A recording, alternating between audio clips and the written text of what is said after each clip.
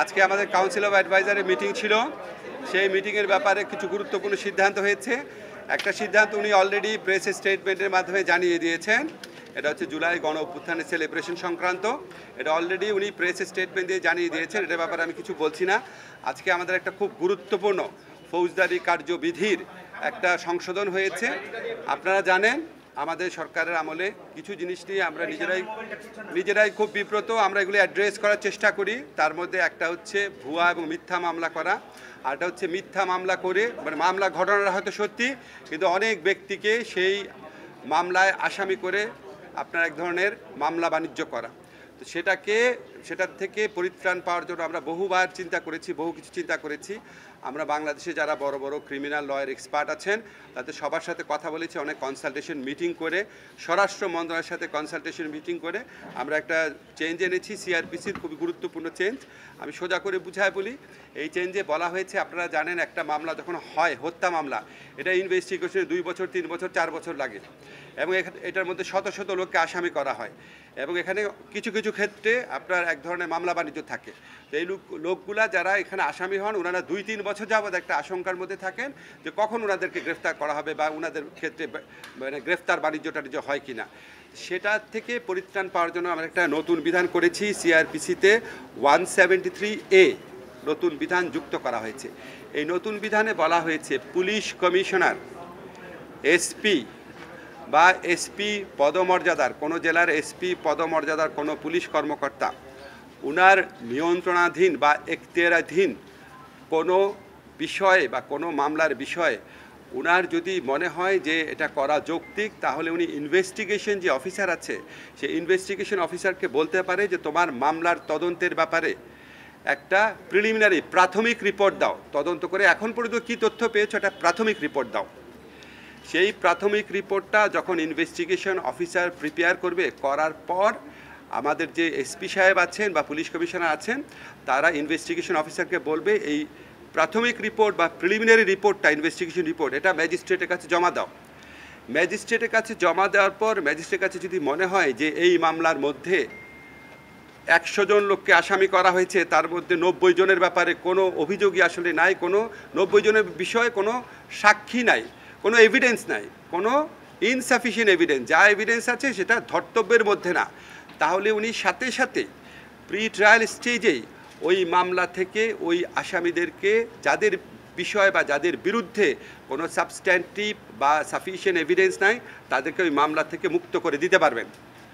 আমরা আশা করছি এইটা যখন কার্যকর হবে, আশা করছি আমাদের পুলিশ প্রশাসন এবং আদালত প্রশাসন ওনারা একসাথে কাজ করে যেই সমস্ত মামলায় আপনার গ্রেফতার বাণিজ্য বা মামলা বাণিজ্য হচ্ছে, অসংখ্য লোককে আসামি করা হচ্ছে এবং যাদের বিরুদ্ধে প্রিলিমিনারি রিপোর্টে, পুলিশের প্রাথমিক রিপোর্টে কোনো রকম এভিডেন্স পাওয়া যাবে না, তাদেরকে আদালত প্রাথমিক স্টেজে, প্রি ট্রায়াল স্টেজে বিচার শুরু করার আগেই ডিসচার্জ করে দিতে পারবেন।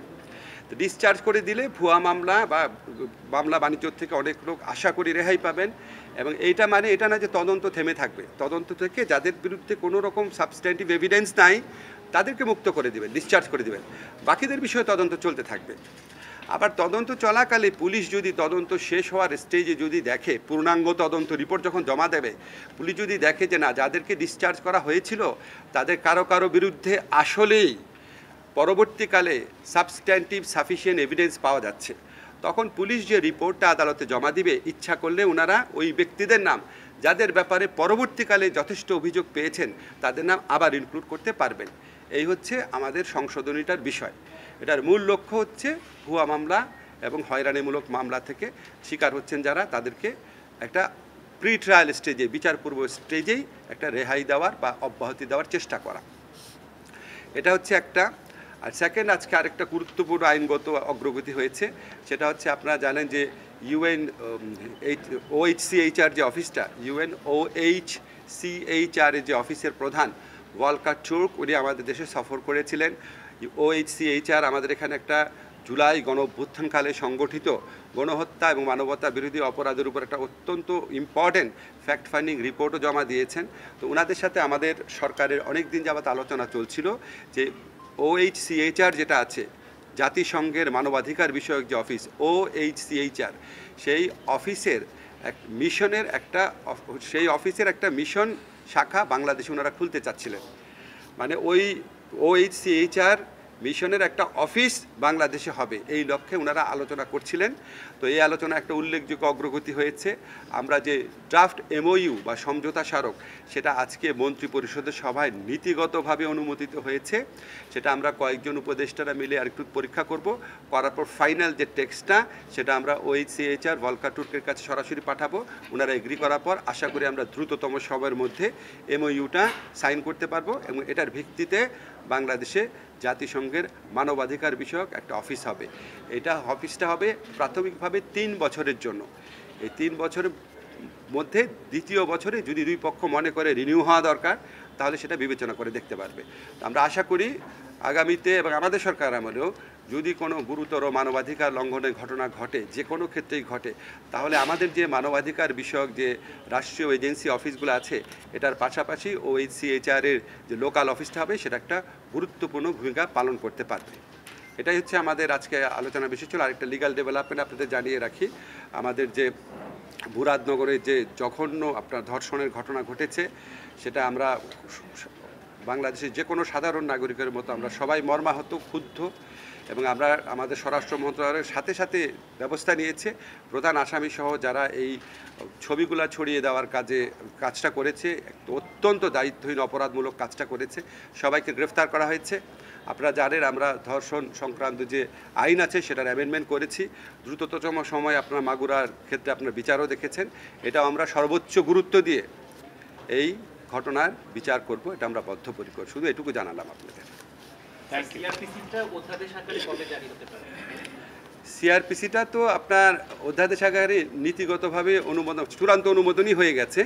এখন আপনার চূড়ান্ত অনুমোদন হয়ে যাওয়ার পর আইন মন্ত্রণালয় যে লেজিসলেটিভ ড্রাফটিং যে উইং আছে সেখানে ভেটিংয়ের জন্য যায়। ভেটিংয়ের জন্য আপনার একদিন লাগবে, আমরা খুব দ্রুত কাজ করে দিই। আশা করি আগামীকাল গেজেট নোটিফিকেশন হয়ে যাবে, তার মানে আগামীকাল থেকে কার্যকর হয়ে যাবে।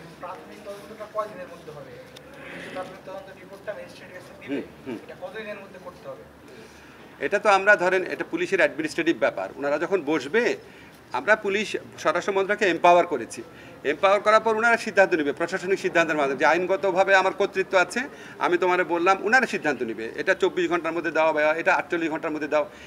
এক একটা মামলা তো এক এক ধরনের না, আইনে উল্লেখ করার দরকার নাই, কারণ কোনো মামলা থাকতে পারে 500 আসামি, কোনো মামলা থাকতে পারে 50 জন আসামি। তো সেটা যে সুপারভাইজিং যে পুলিশ অফিসার আছেন, ধরেন SP আছেন, পুলিশ কমিশনার আছেন, ওনারা তো বুঝবে।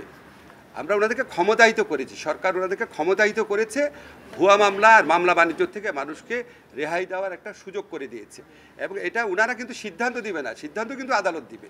ওনারা প্রাইমারি ইনভেস্টিগেশন রিপোর্টটা শুধু জমা দিবে।